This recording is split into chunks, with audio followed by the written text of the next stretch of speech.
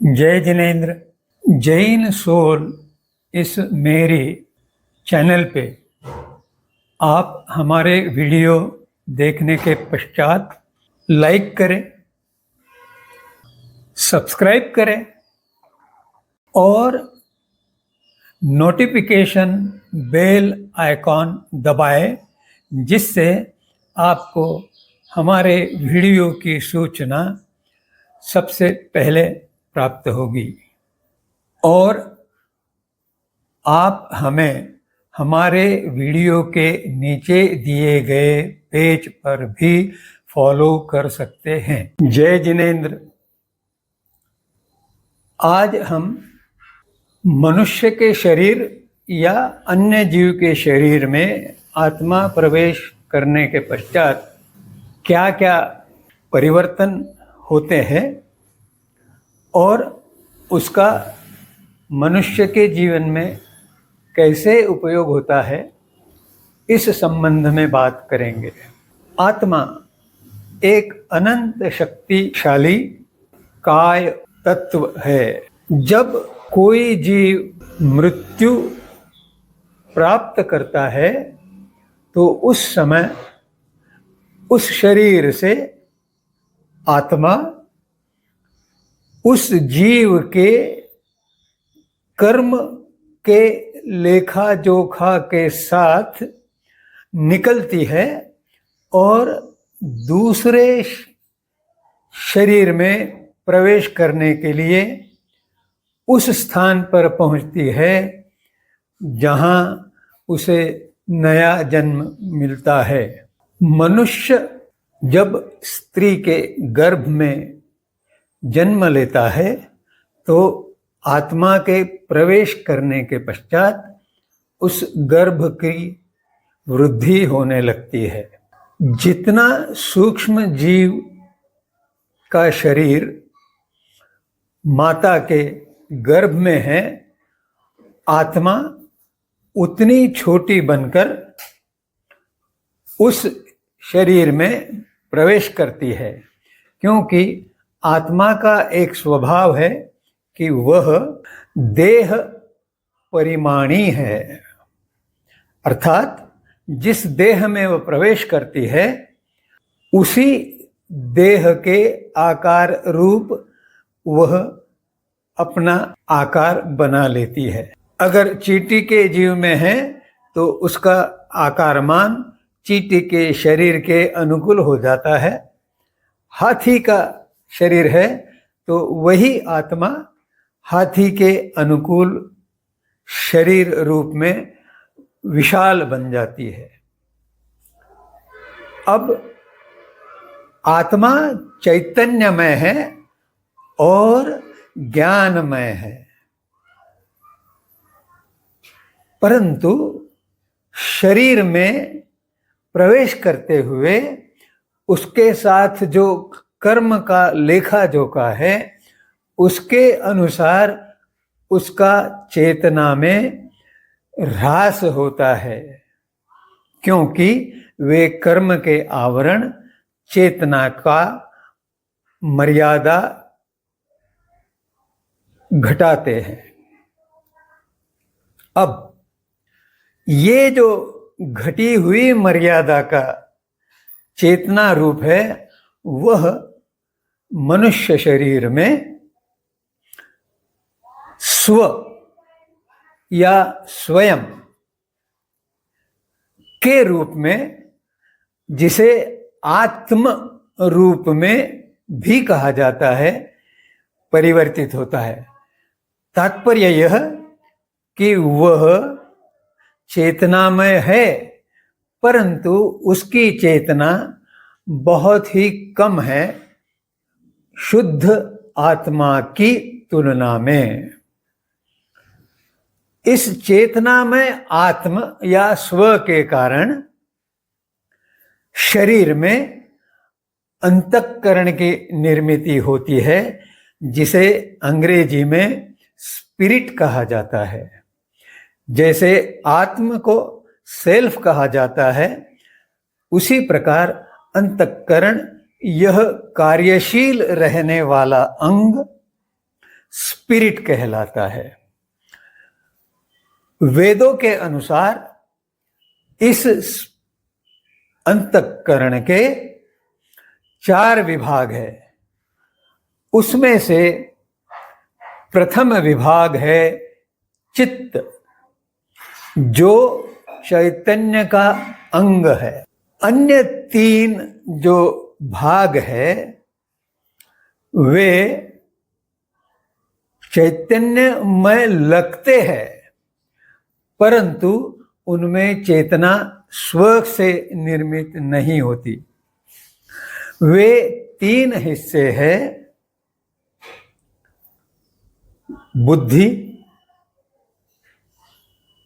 अहम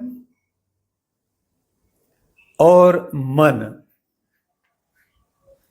ये तीनों पुद्गल स्वरूप है, चेतना से रहित है, परंतु चेतना का संपर्क होने के कारण वे ऐसे लगते हैं कि उनमें चेतना है। जैसे हाथ में कुछ समय के लिए एक सुगंधित फूल पकड़ लिया और बाद में उसे फेंक दिया, तो सुगंध हाथों में लगी रहती दिखाई देती है। और किसी को आंख बंद करके अगर हाथ सूंघा दिए तो वो कह सकता है कि ये तो गुलाब के फूल की सुगंध है। वास्तव में आपके हाथ में गुलाब तो है नहीं, पर उसकी सुगंध लगी हुई है, इसलिए वह गुलाब की सुगंध पहचानने वाला व्यक्ति बोलता है कि यह गुलाब का फूल है। इसी प्रकार से आत्म की चेतना और चित्त की चेतना के कारण बुद्धि, अहम और मन चैतन्य में लगते हैं। अब इसके पश्चात हम अहम, बुद्धि और मन का कुछ संक्षेप में विचार करेंगे। अहम यानी जो व्यक्ति को प्रश्न पूछने पर तुम कौन हो या तुम्हारा नाम क्या है, तो वह व्यक्ति बताता है मैं अप्पा बलवंत कुलकर्णी हूँ। अर्थात यह उसने अपना नाम बताया और उसके साथ मैं जोड़ा। वह मैं जो है वह अहम का रूप है। इसी से अगर अभिमान की बात आ गई मन में तो वह अहंकार बन जाता है। दूसरा मुद्दा है बुद्धि। बुद्धि यह मस्तिष्क का गुण है।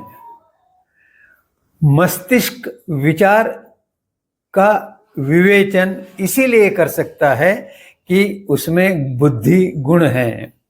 बुद्धि के कम और अधिक मात्रा प्रत्येक व्यक्ति में होती है, जो उसके कर्मावरण या कर्मरज के कारण कितना घना या छिद्रता है उस आधार पे तय होता है।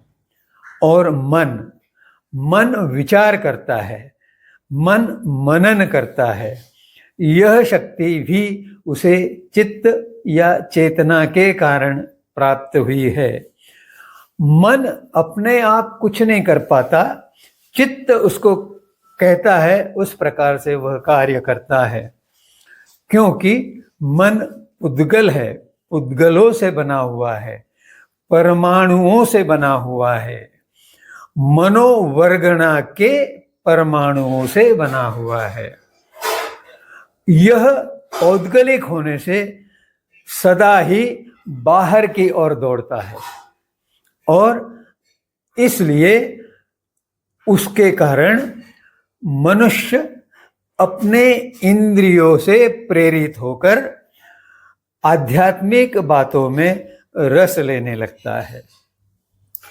मन और चित्त के माध्यम से शरीर का संचालन होता है। और यह शरीर और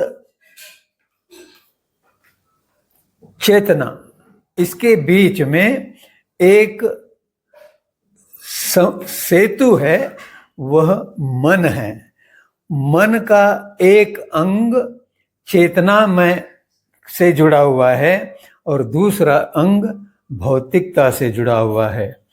यह मन शरीर को नियंत्रित करता है, आदेश देता है, उसके अनुसार हाथ, पाँव, मुंह और अन्य अंग कार्य करते हैं।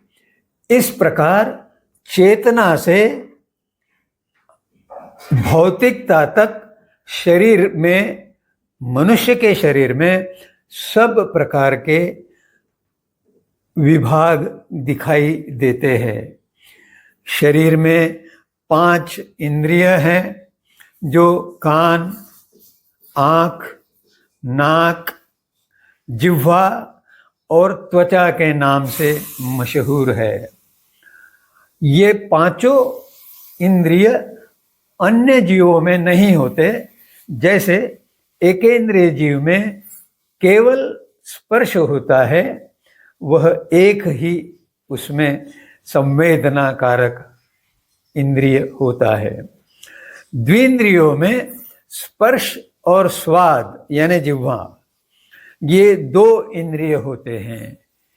त्रिंद्रियों में स्पर्श और स्वाद के साथ सूंघना यानी रस, यह तीसरा इंद्रिय भी होता है।